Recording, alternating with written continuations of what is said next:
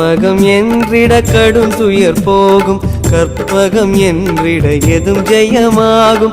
கற்பகம் என்பதை கவசம் ஆகும், கவசமாகிய கணபதி போற்றி. காலம் மூன்றும் கணிப்பவன் நீயே, காப்பதும் கடமை கற்பக தருவே.